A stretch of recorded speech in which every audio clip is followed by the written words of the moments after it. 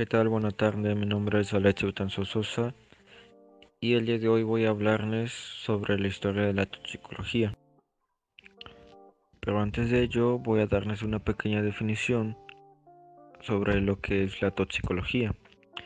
Y aquí nos dice que la toxicología es el estudio de la manera en que los venenos naturales o los fabricados por el hombre producen efectos nocivos en organismos vivos. Bueno, ahora enfocándome en lo que son las etapas de la historia o edades, tenemos que se presentan 5 etapas: la edad de bronce, la antigua, la media, la moderna y la contemporánea. Durante la edad de bronce se hizo alusión al fruto de la dormidera Papaver somniferum, o mejor conocida como las amapolas.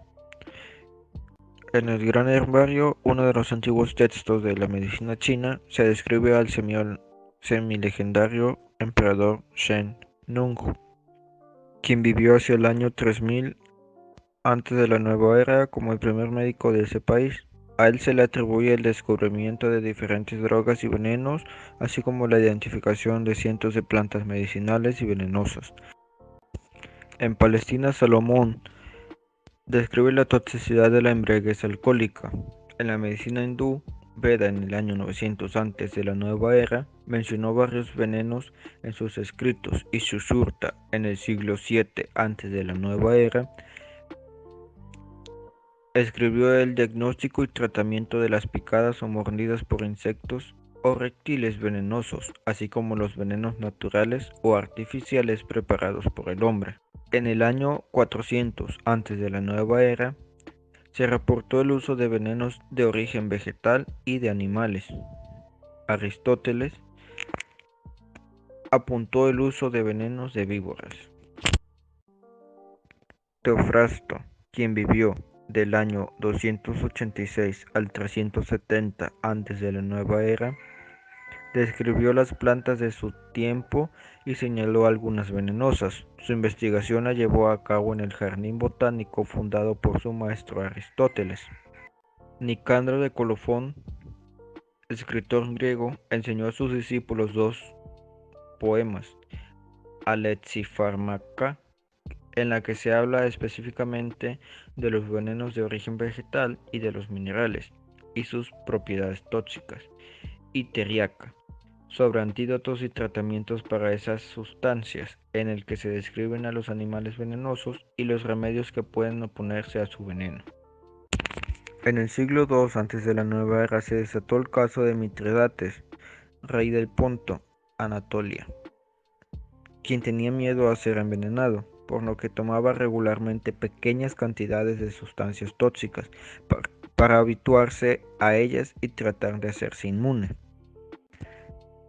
Es así como sale la palabra mitridatismo, el cual es un fenómeno por el cual algunos tóxicos, tras una exposición a bajas dosis y tiempo prolongado, necesitan aumentar su concentración para provocar el mismo efecto tóxico. En la Edad Antigua tenemos a Pedacio Discórrides, médico, farmacólogo y botánico de la antigua Grecia, el cual citó el uso de tejo, con nombre científico Taxus baccata, y el eléboro, con nombre científico Eleborus piridis. Galeno de Pérgamo, en su libro de Antidotis Libri, menciona la fórmula para preparar la triaca y recomienda su ingestión para protegerse de la acción de los venenos. En la antigua Roma, el veneno estaba principalmente en manos de los poderosos, generalmente políticos y aristocráticos. En el siglo III, el genial capitán Aníbal puso fin a su vida con el uso de un veneno. Desde el año 364 hasta el Renacimiento, hay una gran difusión del veneno con fines criminales. En Europa, 7 papas y 9 sucesores para el Sacro Imperio Romano Germánico fueron envenenados. Kabir Ayyan, en el siglo IX, fue considerado el máximo alquimista, y en su libro de venenos señala que las emulsiones de oro resecan la nariz y pueden dañar el cerebro. Fue el primero en describir los ácidos minerales fuertes como el ácido sulfúrico y el nítrico. Pasando a la Edad Media, tengo que Sena fue un médico, filósofo, científico y polímata persa quien recogió en el canon de medicina la intoxicación por opio, o con nombre científico papaver somniferum, y Maimónides fue un médico y filósofo árabe que en su libro dedicado al sultán Saladito, Los venenos y sus antídotos, escrito en el año 1198, describe por primera vez que para tratar una picadura de serpiente se debe succionar el veneno. En el siglo XV existió en Venecia el Consejo de los 10, el cual establecía un listado de víctimas que, en dependencia del rango social y la dificultad de aproximación a esta, se determinaba el precio de los envenenamientos. También en Italia se puede destacar a la familia Borgia como grandes usuarios de venenos. En lo que es la historia de la toxicología, se recoge el nombre de famosas mujeres envenenadoras, como Lucrecia Borgia, Madame Tofana, Catalina de Medicis, entre otras. En lo que es la marquesa de Brinvilliers,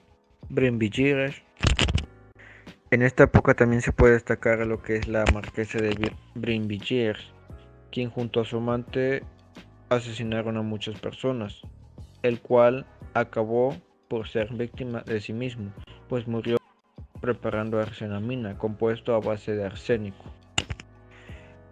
En lo que es la Edad Media, tengo que Paracelso, quien vivió del año 1491 al 1541, fue un médico alemán y fue el pionero en emplear el concepto de dosis con sentido cuantitativo y desarrolló trabajos sobre el éter y la iatroquímica. Paracelso enunció los principios básicos de la toxicología, la experimentación, en este caso animal, para conocer cómo se desarrolla la respuesta del organismo frente a la sustancia tóxica, la distinción de la propiedad terapéutica de la propiedad tóxica de una sustancia. La dosis es determinante para la toxicidad de la sustancia. El Embon, en el siglo XV, en 1480, alertó sobre la peligrosidad de la exposición al mercurio y al plomo. Monardes Nicolás fue un médico sevillano quien, sin salir de su ciudad natal, se dedicó a coleccionar y describir las plantas que llegaban procedentes del Nuevo Mundo. Baccis Andrés, médico, filósofo y profesor de botánica, publicó varias obras relacionadas con la toxicología. Andrés de Laguna, en el siglo XVI, aportó a la clasificación de los venenos según los reinos animal, vegetal y mineral. Tachenius Otto, en el siglo XVII, describió algunas propiedades del mercurio y estudió los efectos del arsénico. En lo que es la edad contemporánea, Mateo Buenaventura Orfila se dedicó al estudio de los venenos en la Universidad de Sorbona de París. En 1836, Marx ideó un sistema para investigar el arsénico como veneno en los homicidios. En 1870, Selmy describió las tomainas, sustancias producidas en la putrefacción de los cadáveres, cuya estructura es similar a los alcaloides, y daba falsos positivos en el uso de venenos o tóxicos. Bien, y en el caso del desarrollo de la toxicología en el continente americano, los indígenas conocían las plantas de las que podían extraer el zumo venenoso para sus flechas de combate, como también las que eran consideradas como contraveneno. Entre los pueblos prehispánicos de Colombia y Panamá, los indios chocos usaban venenos extraídos de ranas para producir dardos envenenados para la caza y realizar prácticas mágico-religiosas. Los indios pieles rojas de América del Norte utilizaron diversos venenos. Uno de ellos procede del Gonolobus macrophyllus y otro de la serpiente de cascabel. Algunas tribus de América del Norte utilizaron para sus flechas un extracto de la Rhinaccus sarcoptenoides. En lo que es la toxicología en Cuba,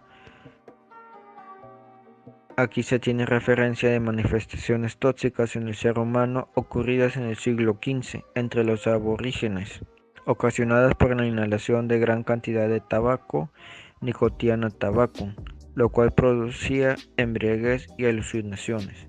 El doctor Larry Benz y Langroux, médico francés, publicó el primer libro sobre toxicología en Cuba, al editar en La Habana 1848.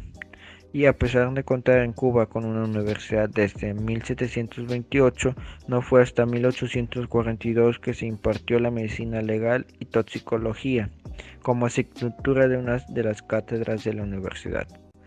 Y bueno, eso sería todo de parte mía. Espero que hayan comprendido bien todo lo que traté de explicar.